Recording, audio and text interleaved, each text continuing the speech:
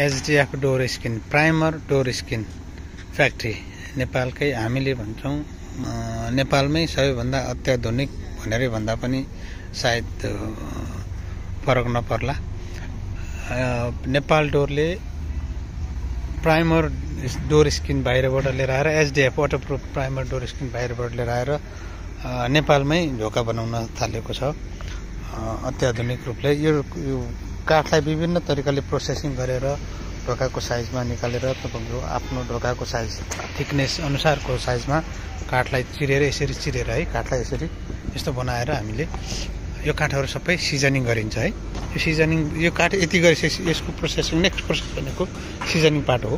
Seasoning भनेको हाम्रो यो सिजनिङ चेम्बर छ। अहिले यहाँ अरु लगभग 800 फिट काठ चाहिँ यो रुममा चाहिँ सिजनिङ हुँदैछ। सिजनिङ भएर हुँदैछ। अब 2 दिन जति लाग्छ यो काठ चाहिँ बाहिर निकाल्न। यो सिजनिङ चेम्बर चाहिँ कसरी सञ्चालन हुन्छ, कसरी सिजनिङ हुन्छ र यो कसले चल्छ भन्दाखेरि यो चाहिँ थर्मो ओइल बोइलरबाट चल्छ। यो चाहिँ थर्मो ओइल बोइलर हो। यो बोइलरको भट्टी हो। यो भट्टी चाहिँ हामी यो दाउरा बाल्छौँ है।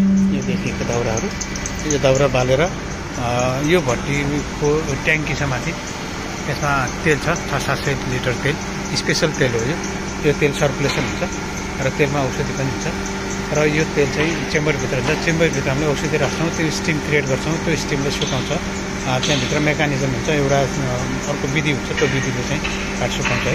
त्यो यो प्रोसेसिङ पुरै प्रोसेसिङ चाहिँ हामीले नेपाल डोर ब्रान्डको नेपाल डोर ढोका बनाउनको लागि तयारी काठको तयारीको लागि गरेको छ। यो काठ चाहिँ हामीले किन यसो गरेको, यो सबै प्रोसेस गरेर काठलाई किन यसरी बनाइएको छ भन्दाखेरि ढोका चाहिँ किराले नखाने, बाङ्गोटिङ्गो नहोस् र ढोका चाहिँ लामो समय टिकोस् र हामीले प्रयोग गर्ने काठ इन्भाइरोमेन्टली अलिकति सचेत बनाउनको लागि पनि यो काठहरू चाहिँ बढी लामो समय टिकाउने र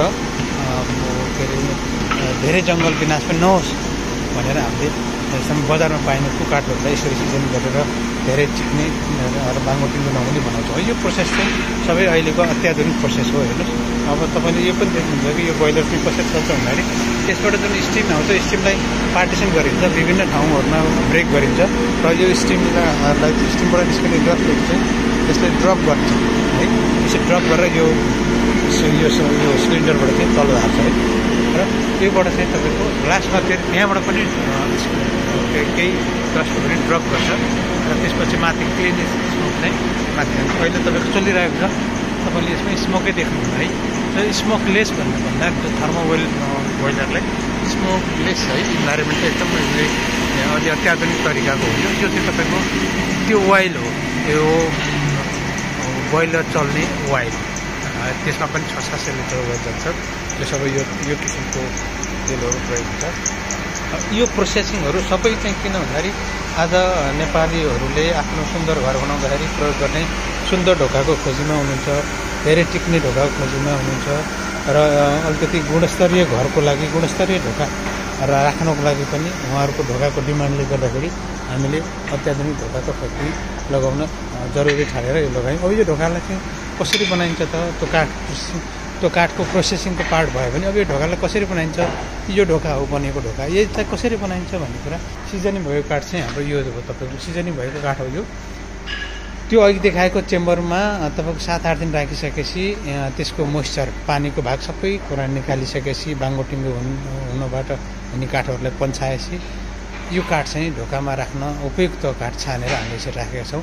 यो काठबाट चाहिँ यसरी फेरि यहाँबाट पनि छानिन्छ। हेर्नुहोस् है, यहाँबाट यसरी छानेर यो रिजेक्टेड काठ हो है, यो रिजेक्टेड काठ हो। अनि यिनीहरूबाट छान्दै यो चाहिँ यसरी फ्रेम बनाइन्छ काठलाई। हेर्नुहोस् है। अब यो सबै काठको प्रोसेसिङ हो। यो सबै किन गरेको भन्दाखेरि ढोकाको गुणस्तर बढाउनको लागि नेपाल डोरले यो सबै प्रोसेसिङ गर्छ। यो सबै सिजनिङ भएको काठ हो। यो काठलाई अब किराले खाँदैन। यो काठलाई अब तपाईँ यो काठ अब बाङ्गोटिङ्गो हुँदैन होइन। त्यस कारणले यो सबै प्रोसेसिङ गर्नु परेको यो 2टा कारण मुख्य हुन् होइन। यो 2टा कारणले किन 2टा कारण चाहिँ राम्रो उपयुक्त हो भन्दाखेरि यो काठहरूलाई युज गर्ने र ढोकालाई राम्रो बनाउने र ढोकालाई बलियो बनाउने र टिकाउ पनि बनाउने। यो हार्ड हुन्छ, यो काठ सिजन गरेपछि हार्ड पनि हुन्छ। अब यो काठ कसरी कहाँ यस पछिको प्रोसेस के हो त यो काठको भन्दाखेरि तपाईँलाई म देखाउँछु। त्यो काठको प्रोसेस चाहिँ अब यहाँ जान्छ। हेर्नुहोस् है, त्यो काठ चाहिँ यसरी फ्रेममा यसरी ढोकाको भित्री स्क्रिनको भित्री फ्रेम भन्छ, इन्टरनल फ्रेम भन्छ यसरी। हेर्नुहोस् है, यसरी त्यो राम्रो छानेर बनेको काठ हो। अब यो फ्रेम चाहिँ कहाँ युज हुन्छ भन्दाखेरि हामीले ढोका प्रयोग गर्ने, ढोका बनाउने यो ढोका पेस्टिङमा। अहिले यो ढोका अहिले स्क्रिन हुँदैछ, यहाँ डबल छ। यो ढोकामा चाहिँ हेर्नु होला, यहाँ 3वटा ढोका रेडी भइसकेको छ।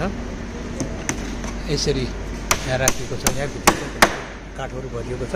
दुवै साइडमा सेम यही हो, SDF door screen, waterproof door screen हो। यो प्राइमर डोर स्क्रिन हेर्नुहोस् है, यो वाटरप्रुफ मेटेरियल हो। यसलाई के गरिन्छ भन्दाखेरि हट प्रेसमा लगेर राखिन्छ। त्यो यस्तो यो मेसिनमा राखिन्छ। अहिले त्यो पहिला यो राखिएको ढोका चाहिँ अहिले निकाल्दैछौँ हामीले। हेर्नु होला, यहाँ यो 3वटा डिलाइट छ। अहिले यो एउटा डिलाइट यो भयो, 2टा डिलाइट यो भयो, तेस्रो डिलाइट हो। एकचोटिमा यो 3वटा ढोका बन्छ।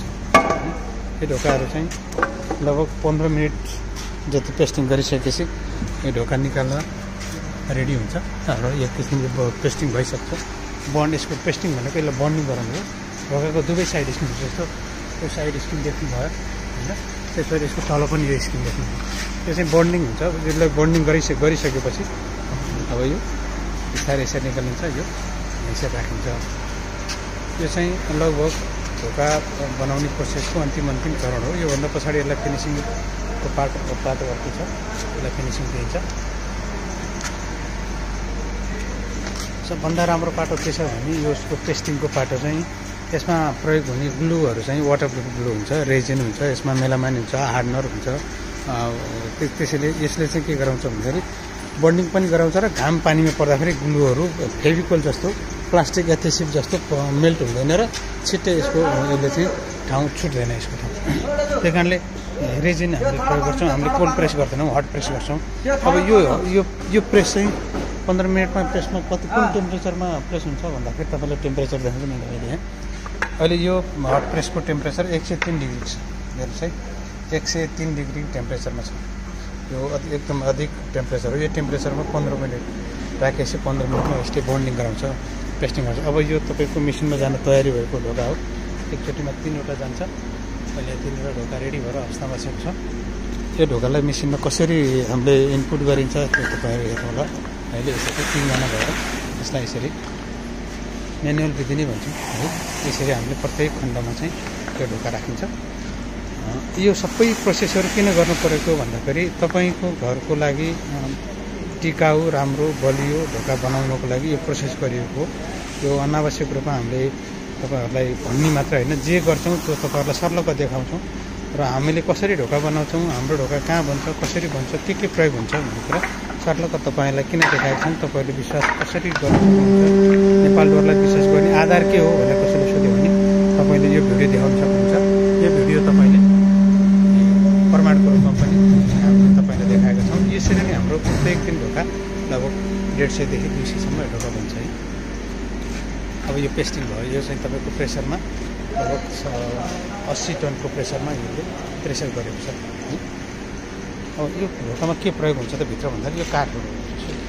यसको काठको टुक्राहरू हामीले यो काठमा यो ढोकामा भर्छौँ। हामीले अरू केही पनि भर्दैनौँ, यो काठको टुक्राहरू।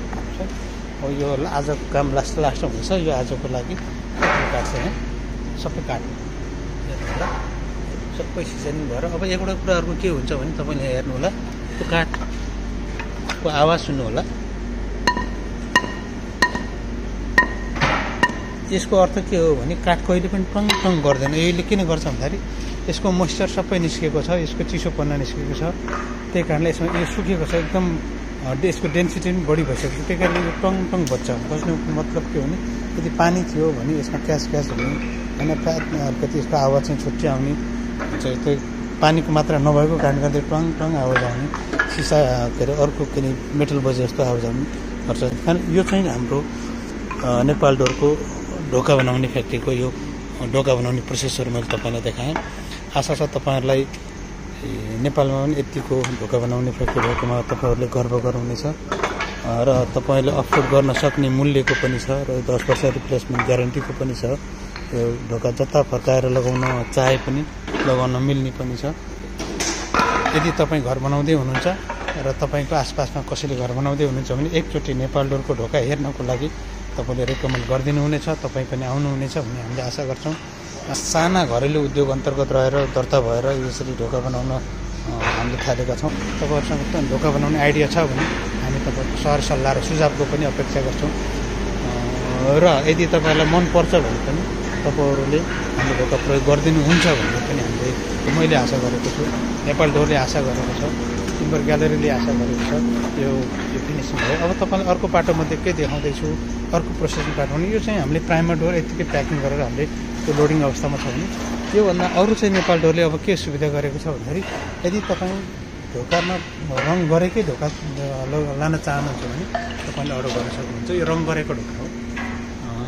अहिले हामीले यो अर्डर अनुसारको ढोकाहरूलाई यसरी स्विट कलरमा रङ गरेका छौँ। नेचुरल कलर भनौँ, अलिकति साइनिङ बढी दिएको छ, ग्लोसी टाइपको छ है।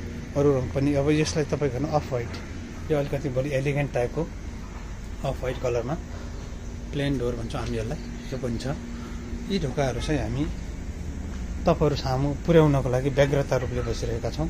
र अब हामी तपाईँको सहरमा यदि तपाईँ ढोका बिक्री गर्न चाहँदै हुनुहुन्छ, तपाईँ व्यापारी हुनुहुन्छ ढोका भने कृपया नेपाल डोरलाई पनि सम्झनु होला। हाम्रो फोन नम्बर छ 015915225 015915225। मोबाइल नम्बर छ 9843034823 9843034823। यदि तपाईँ ढोका व्यापार गर्न चाहनुहुन्छ, ढोका घरमा लगाउनुहुन्छ, नेपालको कुनै पनि भागमा तपाईँलाई यो ढोका आवश्यक छ भने कृपया यो नम्बरमा फोन गर्नुहोला। हाम्रो वेबसाइट छ www.readymadedoornepal.com www.readymadedoornepal.com अर्थात् nepalidoor.com। आशा छ तपाईँहरूलाई यो भिडियोले केही जानकारी दिएको छ। यति भन्दै म आजको यो भिडियोबाट बिदा हुन चाहन्छु। हस्त, धन्यवाद।